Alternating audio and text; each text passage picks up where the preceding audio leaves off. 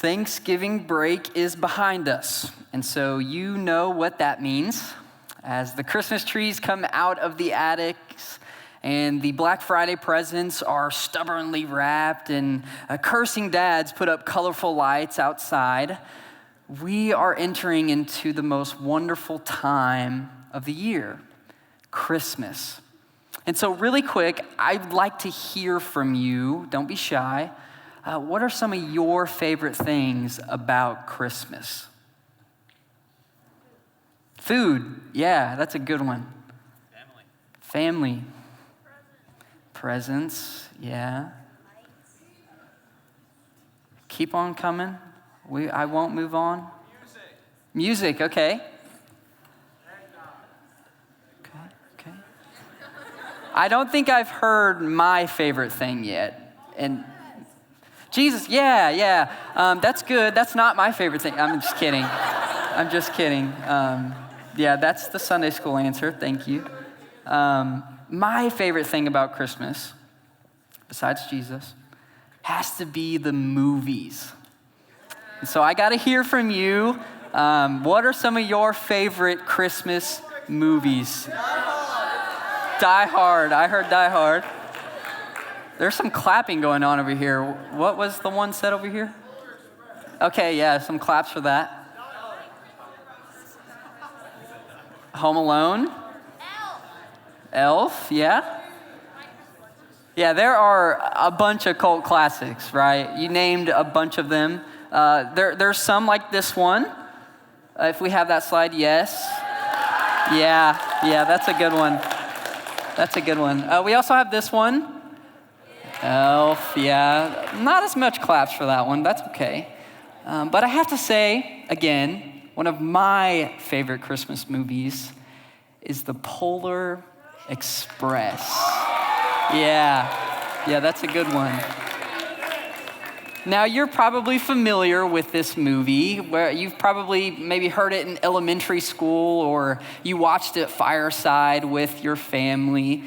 In it, there's a young boy named Chris, and he's voiced by the wonderful Tom Hanks, and he's struck with this doubt that the whole Christmas thing is a total sham. That is until he takes this train ride all the way to the North Pole, and he embarks on this journey of self-discovery, and he finds within himself that the wonder of life, it never fades for those who believe. And the scene that we see that in clearly comes towards the end of the movie. Why don't you just take a look?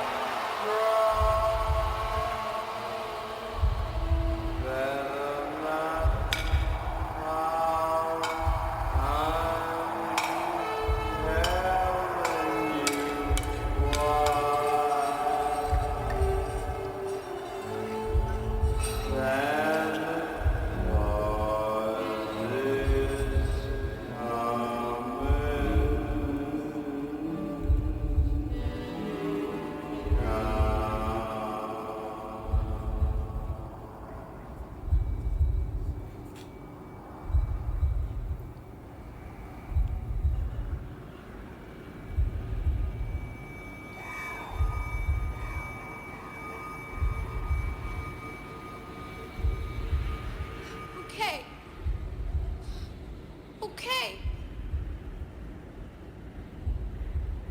I believe. I believe.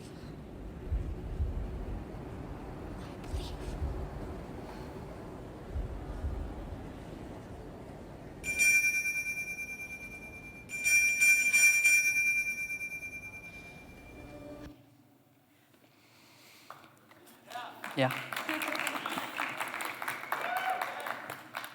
After going the whole movie doubting, he can finally hear the bell ring. Chapel this year has been focused on the theme. I'm sorry, I just forgot the theme right off the top of my head. Let me read it. Let anyone with ears to hear listen. Anyone with ears to hear, listen. And there's a story that I'd like to go through to help us think a little bit deeper about that theme today. And it's found in the book of Genesis, in chapter 22, verses 1 through 19. Genesis 22, 1 through 19. Now, many of you know this story, but I hope that we can hear it fresh today. So go ahead and find your way there if you wish, but before we actually jump into the story, we've got to take it all the way to the beginning, literally. In Genesis chapter 1, verse 1, in the beginning, God creates all that is created. And he stamps his divine mark of approval on it, and they all lived happily ever after. Well, not quite. Despite God's good efforts for a rightly ordered creation, humanity stumbles.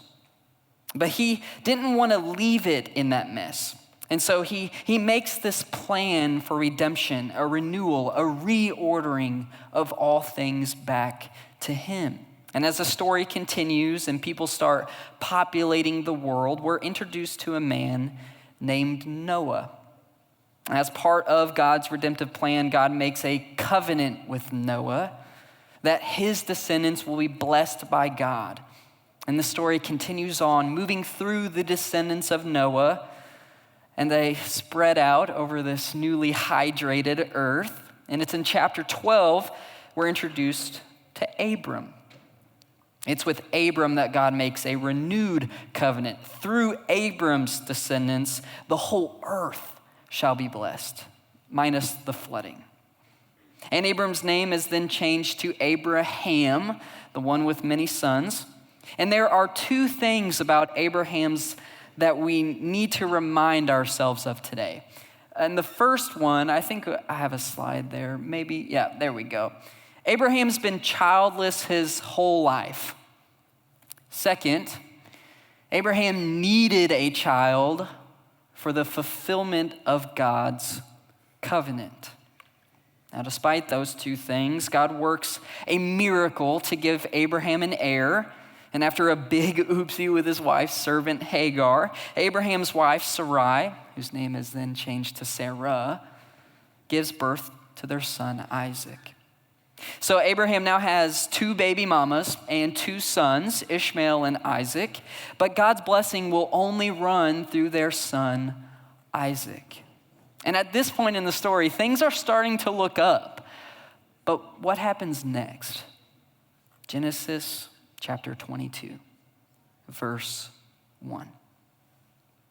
After these things, God tested Abraham. He said to him, Abraham. He said, here I am.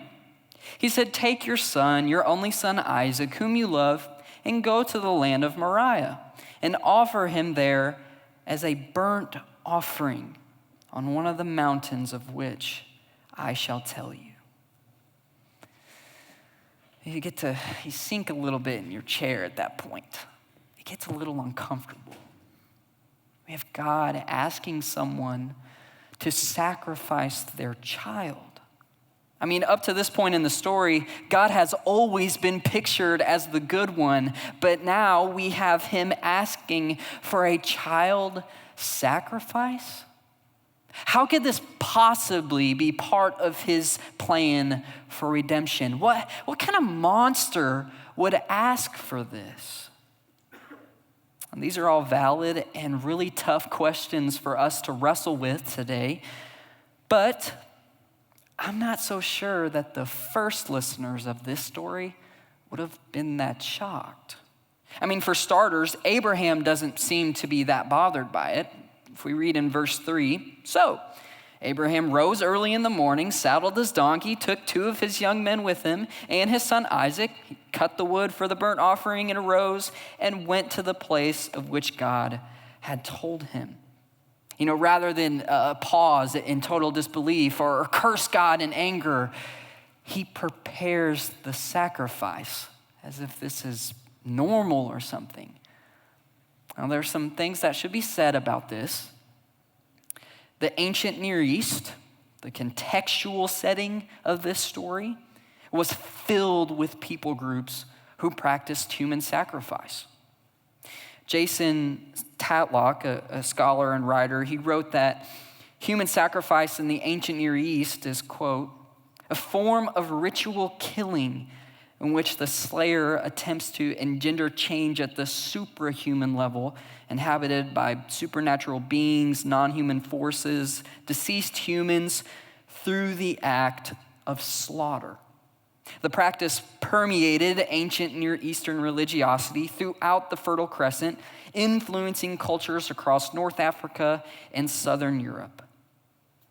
In simple terms, human sacrifice, including children, was widespread practice in ancient Near Eastern cultures. And people would practice them for several reasons. It could be possibly to appease a god's wrath, or maybe to manipulate gods for someone's personal gain. But if we just connect a few dots, it makes sense to assume that Yahweh's people were familiar with such a practice. And in some albeit strange sense, it's no wonder that Abraham isn't confused or defiant when Yahweh asks him to sacrifice his son.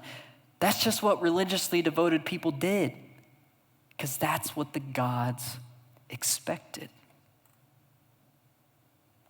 It wouldn't be surprising for Yahweh to ask for such a thing. So let's keep reading in our story to see what happens. Picking up in verse 4. On the third day, Abraham lifted up his eyes and saw the place from afar.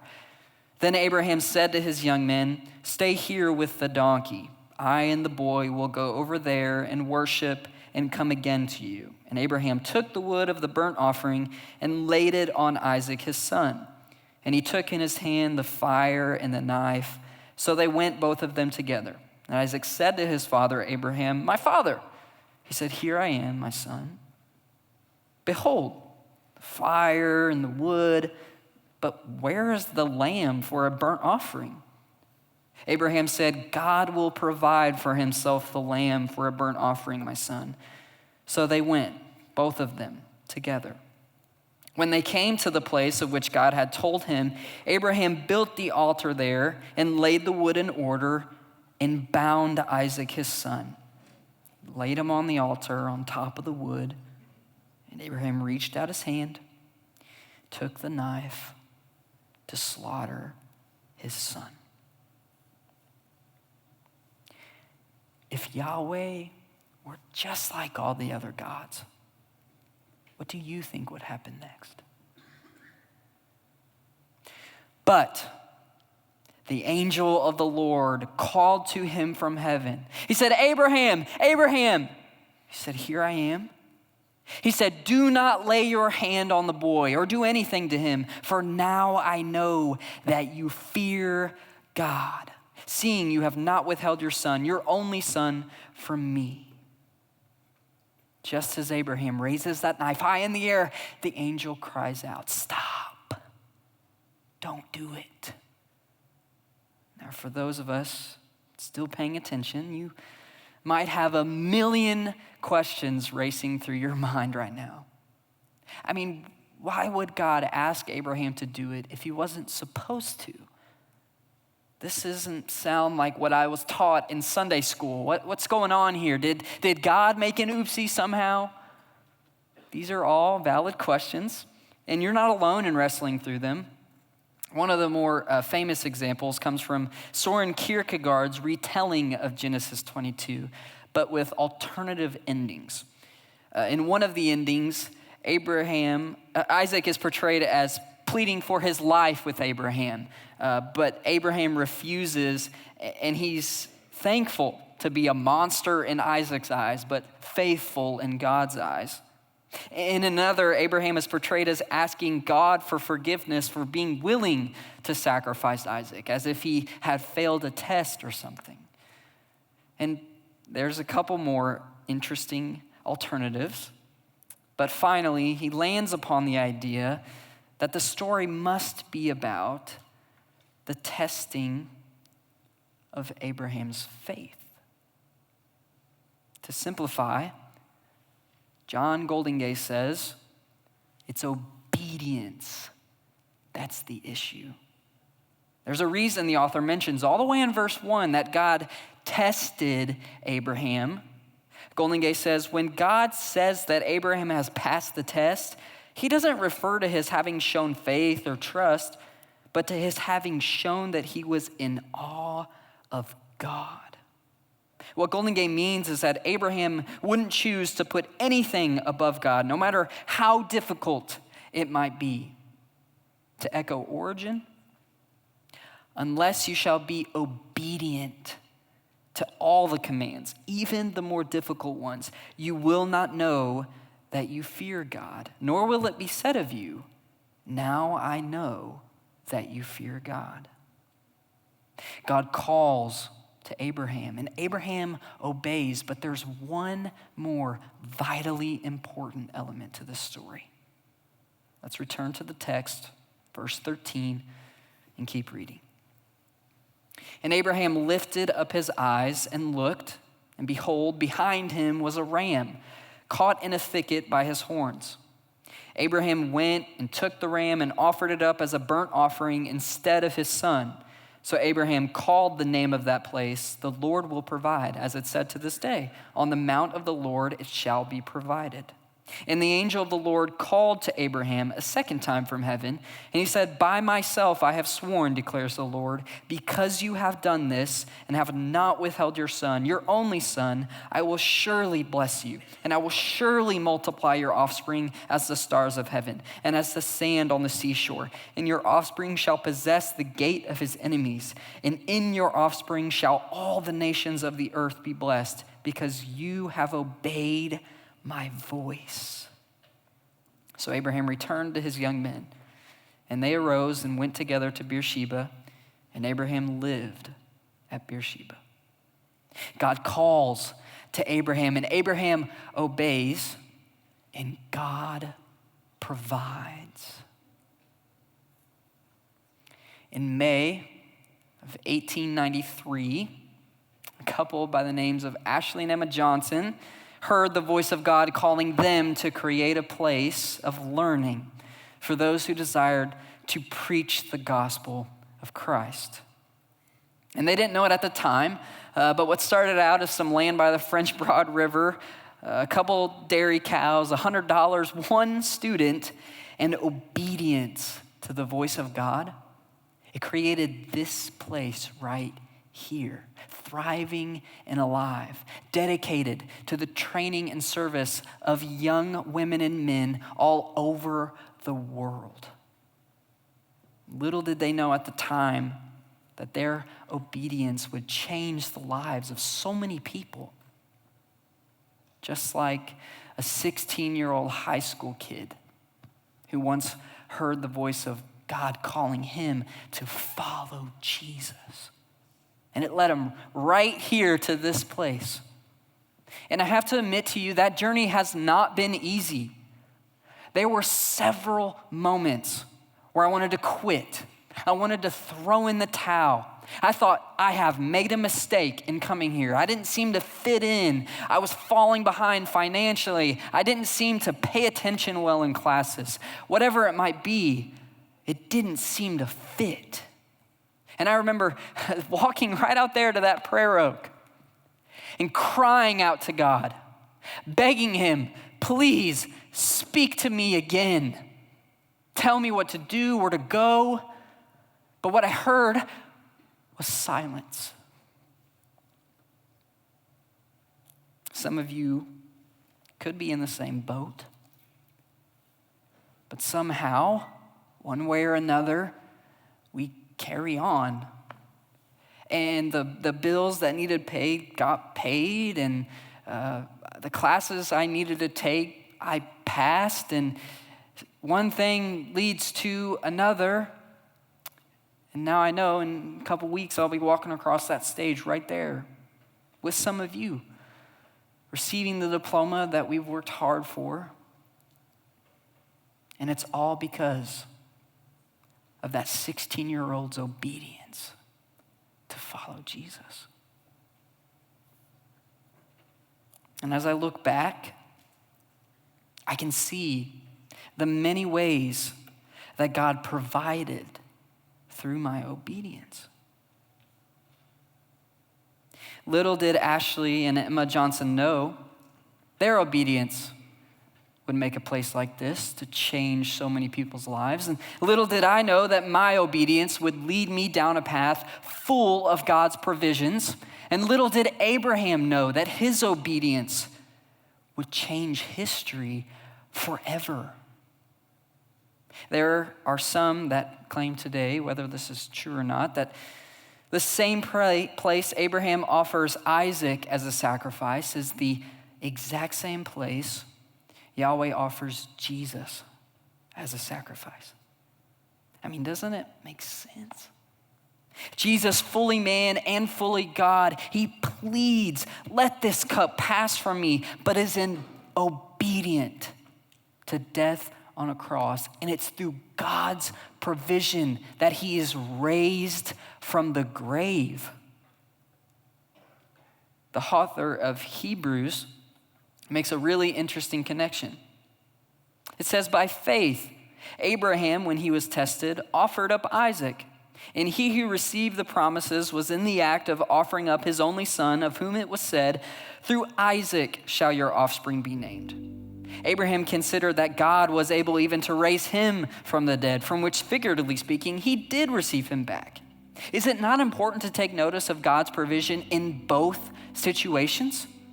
Just as Abraham's sacrificial obedience was followed with God's provision, so was Jesus' sacrificial obedience followed by God's provision. And thanks be to God for such a provision, because without it, we have nothing left. And thanks be to God for such a provision, because now we have hope that our obedience shall be followed by God's provision. If there is anything I hope that you take away from hearing this story afresh today, it's that God provides for those who obey his voice. So I invite you this morning, think about your own life. Has God spoken to you? And what has he said? Have you been obedient to follow through? And if not, then why? For those who took the bold step to attend this university in pursuit of whatever God first spoke to you, can you look around and see that God has provided for you? For those at the end of their Johnson journey, as you take your next steps, can you look around and see that God can provide for you? For those who have taught the same classes, been married to the same spouse, cut the same grass, walked the same sidewalks, for those who are still trying to listen to the voice of God, can you look around and see that God keeps providing? No matter who you are in this room, what stage of life you're in, if you're watching online, think about the ways God has spoken to you, and remember, for those who have ears to hear, listen. God provides for those who obey his voice.